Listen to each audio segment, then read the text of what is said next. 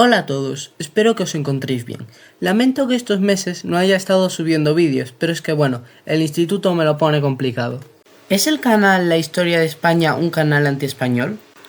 Últimamente he estado viendo algunos de sus vídeos donde habla del Imperio Español y algunas cuestiones como América, y parece que este canal es más leyenda negrista que una fusión entre Migala y AMLO. Igualmente, hoy vamos a ver uno de sus vídeos, donde mejor se puede ver sus ideas antihispanistas. Este primer energúmeno, que como tantos otros nostálgicos del Imperio Español se apropia de la figura de Blas de Lezo, dice: el nacionalismo español no existe, es patriotismo, ya que el sentimiento de sentirse orgulloso de ser español no se levanta contra nadie. Pregúntale a musulmanes, judíos, gente de izquierdas, minorías lingüísticas, nativos americanos o incluso a veces a gitanos, si el nacionalismo español no se levanta contra nadie. Para empezar, el nacionalismo español suele encontrarse en la primera y tercera posición, mientras que por parte de la izquierda este se suele manifestar más en forma de patriotismo, por lo que podemos encontrar en todo el espectro político, desde la Falange hasta partidos más comprometedores como Vox o partidos comunistas de la Segunda República. Una vez dicho esto, aquí lo que está haciendo nuestro amigo anarquista es meter a dos nacionalismos diferentes en el mismo saco. Para empezar, el nacionalismo español, centrado en la península ibérica, y luego al nacionalismo hispano. Y aunque en apariencia pueden ser muy similares, no podría ser más alejado de la realidad, ya que el nacionalismo español es más similar al del resto de Europa, aunque sí gran parte de sus componentes más extremistas, mientras que el nacionalismo hispano es por lógica inclusivo y antirracista, pues la hispanidad es un grupo más diverso. Entendiendo esto, nos podemos dar cuenta de que por al menos el nacionalismo hispano solo tiene problemas, como es lógico, con aquellos que los atacan. Todos los nacionalismos, sin excepción, da igual que sea el nacionalismo español, catalán, vasco, marroquí o chino, me da igual, todos se basan en mentiras históricas y en excluir a colectivos. Crean una identidad en contra de otras. Y esto es un gran problema porque hay mitos que matan, como estudiamos con el terrorismo etarra en mi entrevista a Gaizka Fernández. Los etarras mataban porque estaban convencidos de que estaban combatiendo a unos colonos opresores españoles. Lo veían como una guerra justa.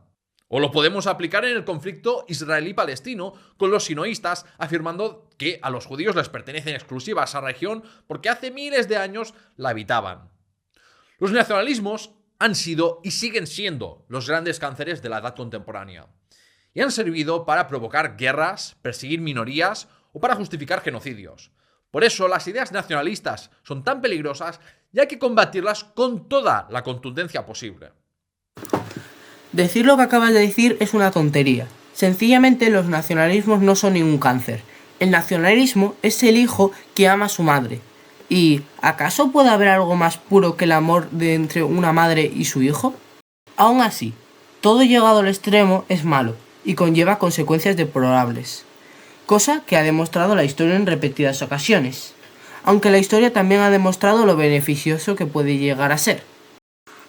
Por esto mismo, combatir a cualquier idea o movimiento que haya tenido sus puntos extremistas es lógico, y es mucho más inteligente atacar a los extremistas que jamás han logrado realmente algo. Critican a intelectuales españoles por su patriotismo como a Elvira Roca Barea o a otros por decir la verdad. Roca Barea no es una historiadora ni una intelectual. No sigue el método científico, sino que parte de una idea que quiere transmitir y luego busca la información que le pueda servir para ese relato, omitiendo toda la información contraria. O sea, que dejemos eso claro para empezar. Hay una cosa que hay que tener clara.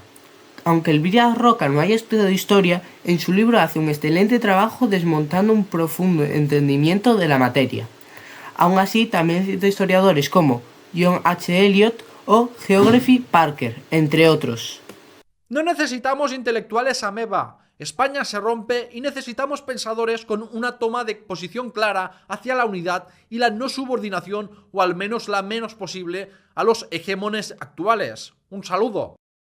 Este seguro que es uno de los que se queja de una supuesta historia oficial y de los que se victimiza diciendo que los que piensan como él son perseguidos o silenciados. Pero luego es el primero que quiere censurar a aquellos que a sus ojos pues no sirvan a la patria. Este modo de pensar de que los historiadores están obligados a servir a los intereses de su nación, entendiéndose eso como mentir y edulcorar su historia, por suerte ha ido en declive. La historia es una ciencia y no debe estar al servicio de intereses políticos. El único que edulcora la historia eres tú. En el comentario dice que España está quebrándose y que necesita pensadores, refiriéndose a gente que dé ideas para solucionarlo. No se refiere nada de que los historiadores deben estar al servicio de la patria, y eso de que es el típico que el que no sigue su opinión debe ser silenciado es juzgar a una persona que no conoces. Como siempre, los escritorcillos y novelistas históricos, como Jesús Ángel Rojo, sueltan gilipolleces como que el Imperio español era civilizador o generador, y el británico depredador. O este otro, Francisco Narla, que afirma que España pudo conquistar América porque mejoraba la vida de los nativos. Las conquistas militares no ocurren porque vayan ahí con un programa político ofreciéndoles mejores condiciones de vida a los conquistados. Se conquista algo si se puede, con una combinación variable de fuerza y diplomacia según la conquista. Vamos, no me suena mucho eso de que los nazis fueran recibidos con los brazos abiertos en Francia y mejorasen su vida. Vamos empezando con la división de imperio generador o depredador que tú nos has explicado. Un imperio es generador cuando aprovecha la mayor parte de los recursos de ese territorio para construir edificios como universidades, escuelas, etcétera, etcétera, o para beneficio de las personas que hay. Y el imperio depredador sería el que depreda más que genera, es decir, explotar a la gente y recursos de ese territorio para luego llevarlo a la metrópolis. Y sobre los nacionales socialistas, estamos en contextos diferentes. Y sí, el Imperio Español sí que subió la calidad de vida entre los indios, ya que gracias a la unión entre estos mundos, los indios pudieron gozar de vida civilizada y digna. Eso de imperios generadores y depredadores de los seguidores de Gustavo Bueno no es más que una arbitrariedad según te guste un imperio o no. O sea, todos traen cosas positivas, pero también negativas, y todos buscan extraer recursos de los territorios conquistados. Anda que no esclavizaron a población nativa hispana los romanos. Muy generador no es eso, ¿eh? A ver, el uso del término depredador es explotar todo y llevarlo a la metrópolis, cosa que hizo Inglaterra o Francia. Y imperio generador es el que construye más que depreda, cosa que hizo España. Decir que esos términos se dicen a voleo o por conveniencia es una contradicción por parte tuya, ya que, como dijiste, tienes que usar el método científico, es decir, mirar todas las fuentes y ver lo que hizo tal país o civilización antes de hablar. Así que estás diciendo que Gran Bretaña no es un imperio depredador solo porque el término lo inventó Gustavo Bueno. Luego hablamos de que los demás somos los que silenciamos. Una idea apologista del imperialismo español es esta otra, la de hablar de que España liberó a América. Por ejemplo, el político Tony Cantó afirmó: "Yo no creo que seamos colonizadores, ni conquistadores, ni nada parecido. Yo creo que España, cuando llegó a aquel continente, liberó al continente. Lo liberó de un poder brutal, salvaje, caníbal". De verdad que es de chiste esto de los nacionalistas españoles de negar que España ha sido una potencia conquistadora y colonizadora. Ya dediqué un episodio a hablar de si España tuvo colonias o virreinatos. Y la respuesta es que tuvo ambas. O sea, tuvo colonias de antiguo régimen que fueron al mismo tiempo reinos gobernados por un virrey. No veo a ninguno de estos follatercios diciendo que el virreinato británico de la India no fuera al mismo tiempo una colonia. Y bueno, es que en el siglo XIX y XX tuvo colonias exactamente iguales a las de otras potencias de la época. Y en la misma documentación hablan de colonias. La diferencia entre el Raj británico y el virreinato español es que los indígenas sí que tenían derechos en el español. En el Raj eran inferiores y muchas veces los dejaban morir de hambre o también destruían sus protoindustrias para beneficio de la metrópolis. Y eso de que tuvieran colonias igual es mentira. El Imperio Español era católico y humanista y trató a sus territorios de ultramar y a sus ciudadanos igual. En las demás colonias como Inglaterra, todo era llevado a la metrópolis, y ni hablemos del trato que recibían los nativos. Aparte, quiero que me digas en qué documentos alguien con la cierta importancia cita a América como colonia, con la definición clásica de la palabra. Blanquear eso es un ejercicio de negacionismo y manipulación histórica.